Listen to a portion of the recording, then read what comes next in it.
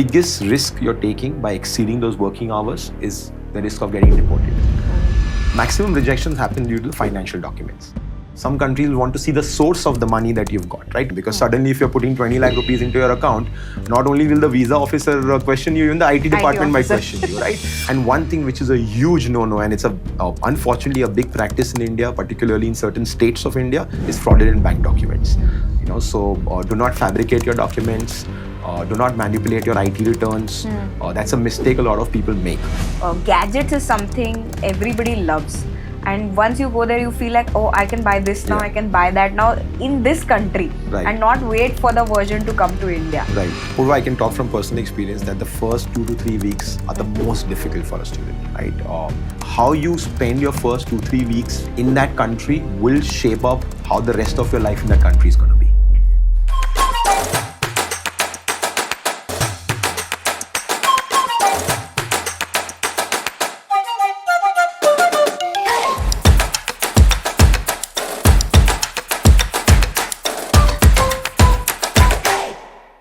Chetan, one of the biggest highlights of Study Smart is that the visa success rate for our students is 98%.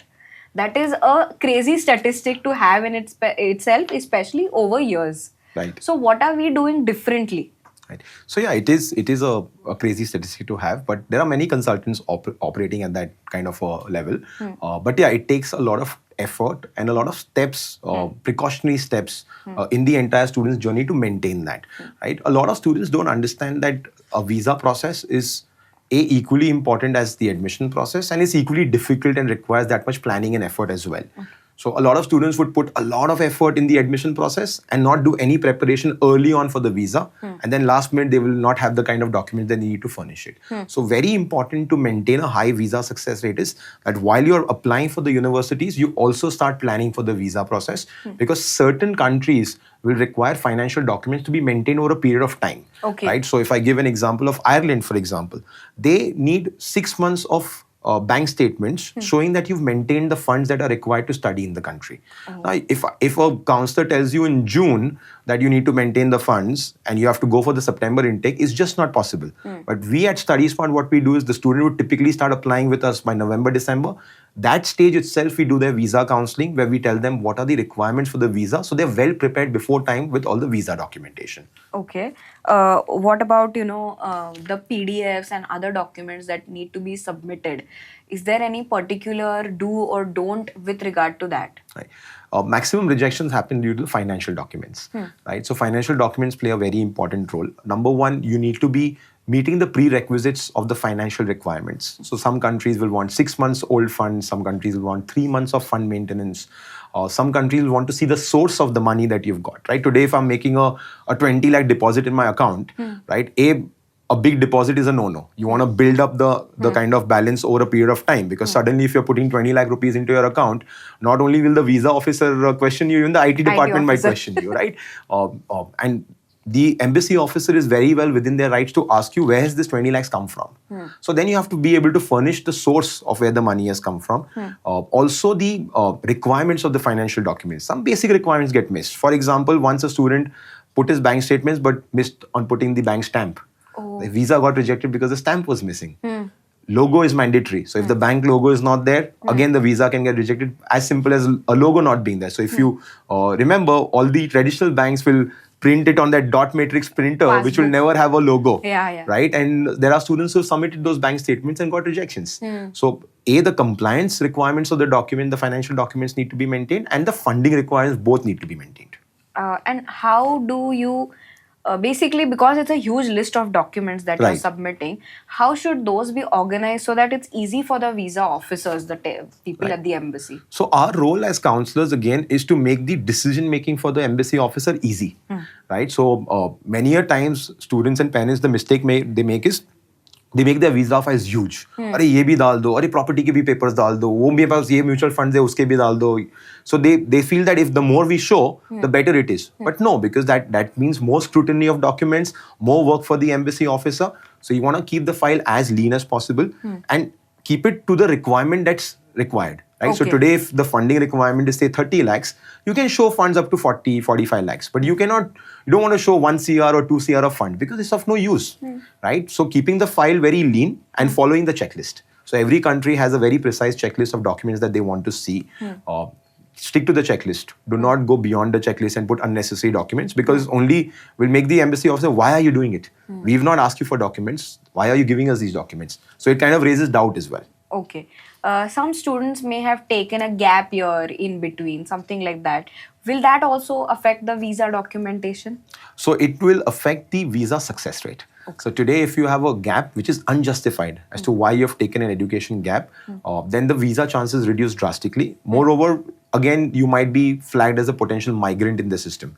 So typically, if there's a gap, you need to fund some documents or you need to furnish some documents that give us a clear understanding of what you've been doing in that gap. So if you've been working, then we need to, not only just your offer letter will work, we need your salary slips, we need your bank statement showing your salaries coming in. So the documentation to prove that gap should be very strong and not questionable. That's a lot of different activities and not just simply attaching your bank statements and hoping for the best. And one thing which is a huge no-no, and it's unfortunately a big practice in India, particularly in certain states of India, is fraudulent bank documents. So do not fabricate your documents. Do not manipulate your IT returns. That's a mistake a lot of people make, right? And again, your financial documents should also match each other, right? So I'll give you a simple example. If the income tax return you're showing is 6 lakhs a year and you're showing a balance of 60 lakhs in your account, it's just not going to make sense, right? So your IT returns, your income should reflect in your savings and you should have a justification of where you're funding your education from. And the best thing to do in case you're not able to furnish this is to take an education loan, because that's unquestionable. The bank has approved a loan on basis of something and you're clearly taking a loan to fund your studying. So sometimes we've seen the success rate on an education loan is much better because there's not a lot of justification that you need to give for that.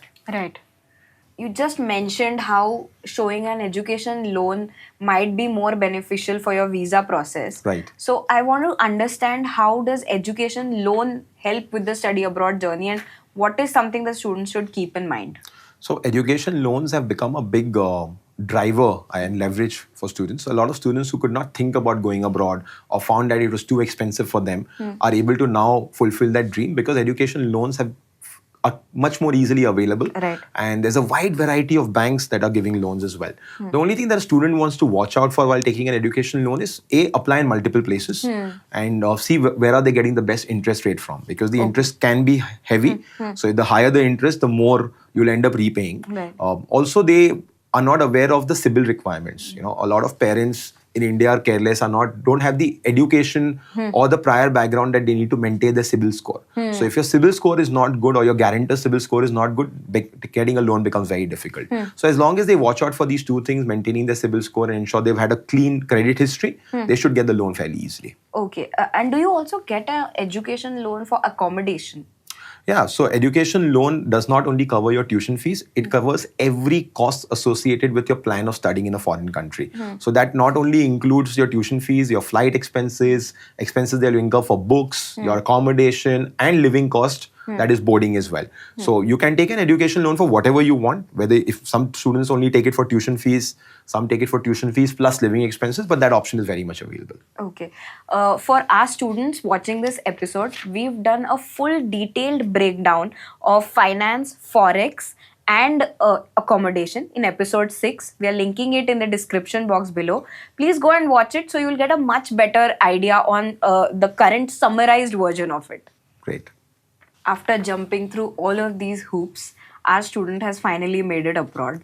And now in the first few days especially, it's a lot of panic, a lot of overwhelm. What is it that they need to do and not do when they reach there? Apoorva, I can talk from personal experience that the first 2 to 3 weeks are the most difficult for a student, right? Many of them are stepping out on their own for the first time. They're living away from parents and a very known congenial environment to a completely alien environment. There are a lot of do's and don'ts that they need to follow. But the first thing that they should do is go and register themselves at the university, right? They need to establish their identity as a student there. And their student ID card is very, very important. It's a gateway to many more things. So a lot of times students go there and for weeks they don't go to the university. So first thing they should do is go and enroll at the university, complete all the university formalities that are required. so that they get their student ID card, and then the other processes can follow after that. So once you've got your student ID, you have to, there are different compliances that different countries have. Some will require to open a bank account, some will require to apply for a certain card, register at a local GP. So certain processes that are required from a compliance point of view, those need to be completed on priority. Okay. What about, there are telephone and communication, basic stuff. So should they be buying a SIM card there, or this card can go international? No, so initially we suggest them to just activate their international roaming for a few days. It's best to then take a local SIM card there, and a lot of these local SIM cards also have international calling talk time included in the packages. Today students can do WhatsApp calls, FaceTime. So it's not like they need a international talk time card particularly. If they take a local SIM, that works. The one thing that happens when you go abroad is the grocery shopping. So what is it that they should learn a little bit in advance or research once they get there? I think they should walk around a lot in the first few days. Explore the vicinity around their accommodation, explore the vicinity around their university. They have high streets or the main streets. Go visit there, see what shops are there. Try to figure out what are the more reasonable options. Try to figure out which are the Indian grocery shops particularly that are keeping Indian items, and they can do a little bit of research on identifying which are the budget stores.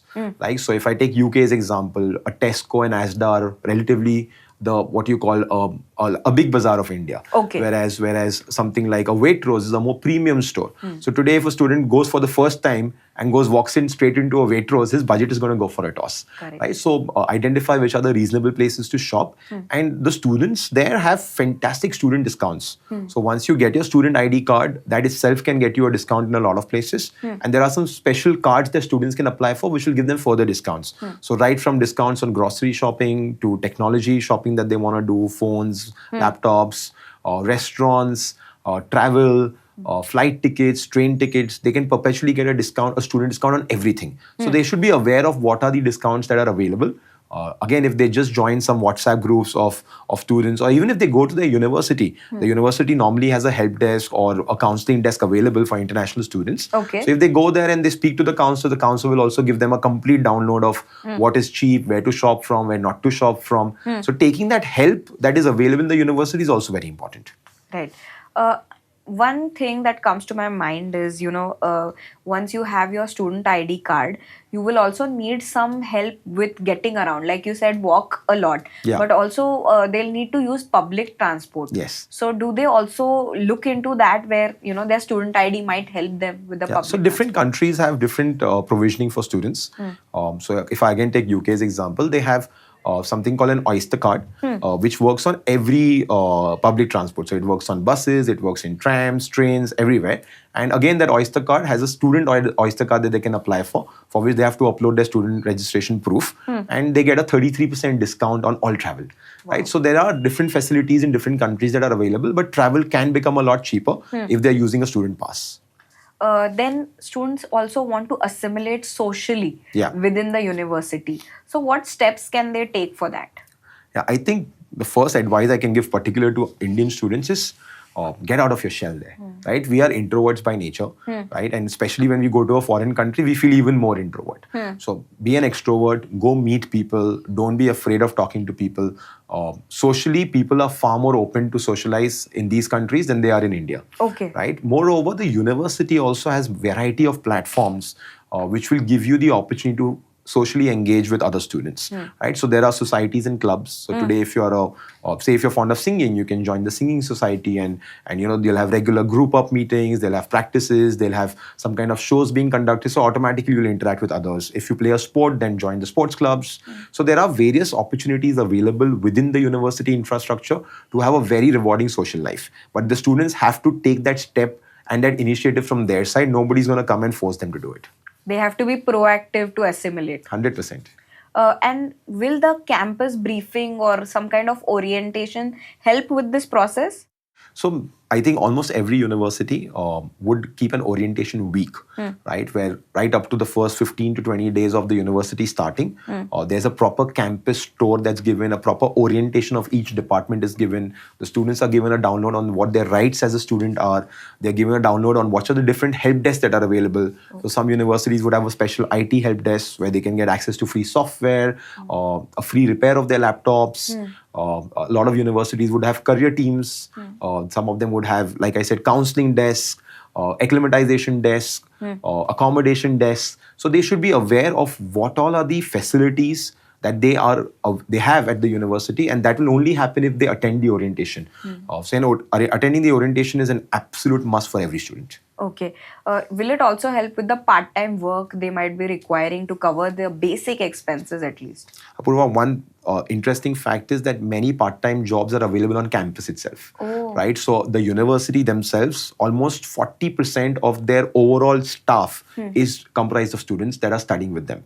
So right from, a library assistant to a campus ambassador to a research assistant, there are various positions that are available within the university itself. So if they attend the orientation, that's again an opportunity to understand what are the different jobs that are available at the university campus itself. So they don't even have to look outside.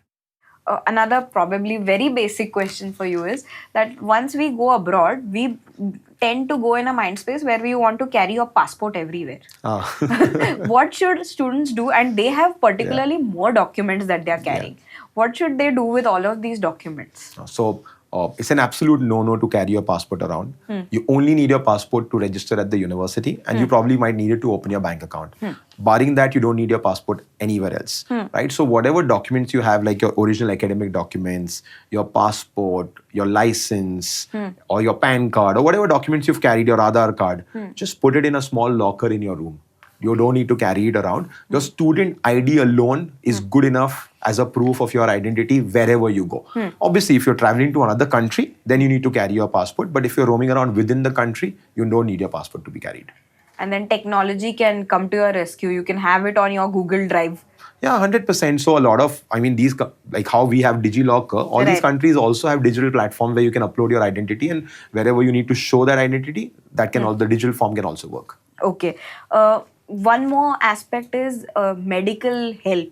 Right. Like you said, some countries might ask you to register with a local GP. Yeah. But what should a student be aware of? Because the weather is changing, everything is changing as soon as they get there, and they don't know the healthcare system. Sure. So again, you're going to a developed country. So very, very organized when it comes to healthcare. So you have your emergency numbers that are listed. As a student, you should be aware of what are the different emergency numbers that you need to dial in case of an emergency, especially in particular medical emergency. And like any other country, the process is quite simple. Like today, if you get hospitalized, your insurance would typically cover it. All countries it's mandatory to have health insurance. A student cannot travel without health insurance. Okay. So they're fully covered while they're there. But yeah, if you're just going for a consultation or if you're just buying off-the-counter medicines, then that may not be covered by insurance. But if you're hospitalized, it's fully covered by insurance. Okay. In that case, in case of a medical emergency, what are the kind of contact details that a student should have in their student ID, for example? Because my parents in India might not be able to give me help within 24 hours also. Right. So what is the contact details that should be there? Right. So typically if the student is staying in the university accommodation, the university warden's number would go as the emergency contact. Okay. And if they're staying in private accommodation, they should ideally be giving their friends or the closest associates to them their number. Now I want to come to a little frivolous aspect that once you go abroad, and like you said, it's a developed country. Gadgets is something everybody loves. And once you go there, you feel like, oh, I can buy this now, I can buy that now in this country, and not wait for the version to come to India. Right. So should a student immediately start buying gadgets, or what are your opinion on that? So students tend to go a little extravagant with their expenses right at the start because they also get fascinated by a lot they're seeing around. Do understand a lot of our students go there are coming from tier 2, tier 3 cities. So they've not seen that kind of a lifestyle. They've not seen technology being used. So they get very fascinated by it. My advice to students is slow it down. Take things that you need more for your academic success rather than a lifestyle purpose. And once you start earning some money, once you've got some part-time job going, then it's a good idea to set those targets of buying some gadgets and also wait for the right time, right? So you have the Black Friday sale, you have the Boxing Day sales. So you wait for those sales to happen because you'll get amazing gadgets at genuinely good prices. And most sales abroad, I've noticed, are not fake sales. They're genuine sales where you get a good 40-50% discount on gadgets. And a lot of students also can get student discounts on gadgets. Oh. So I would say don't rush into it. Take things that you need one step at a time. Okay. What about the accommodation part? How should I, as a student, if I am going there, choose the right kind of neighborhood for me? Right. I think you should not be doing that after you go. You should be doing that before you go. Okay. So we normally recommend applying for your accommodation as early as possible. And you should be focusing on choosing an accommodation which is closest to your university. Because that will make your life very easy. Accessibility becomes easy.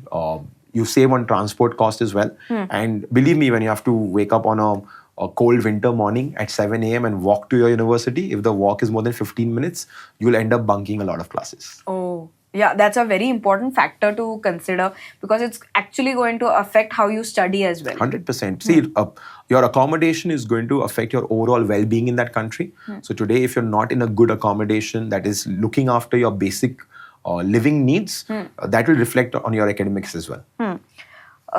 When you open that bank account, for as soon as you got there, you also have certain cash that you're carrying. Yes. How much cash should be carried around as a student? Right. I would say as less as possible. Okay. Right? I would say not more than £5 if you're in the UK, or not more than 10 euros if you're in a European country, or at $10 if you're in an America or Canada. Right? Everywhere debit cards are acceptable. Right? So just carry your debit card. That's the best thing. Plastic money is very acceptable. Like GPay, there are Apple Pay and other options available. Right? So electronic means of currency are very easily available. So you don't need to carry a lot of cash. In fact, we don't even advise students to carry cash from India when they're traveling. They would rather take a Forex card or a traveler's check and then just deposit that in the account and use their debit card for the smallest of expenses as well. Okay. Apart from the expenses, now when a student has taken on part-time jobs, for example, within the university, there is a time limit, how many hours of every week that you can actually work. But I require more funds for my expenses. Should I go ahead and do overtime? Absolutely not. Right? So most countries would have a restriction of 20 or 25 hours per week is what you're allowed. The biggest risk you're taking by exceeding those working hours is the risk of getting deported, right? So the students, obviously, a lot of young students who go there, they start earning good money, right? Like, you could be earning between, say, in Indian rupees, 1,500 to 2,000 rupees an hour. Now, that's a lot of money for a young guy to earn. And they get carried away. Yaar, chalo aur thoda kaam kar lete hain. And the risk you're taking is that it all gets recorded on your system. So every country would have some form of identification.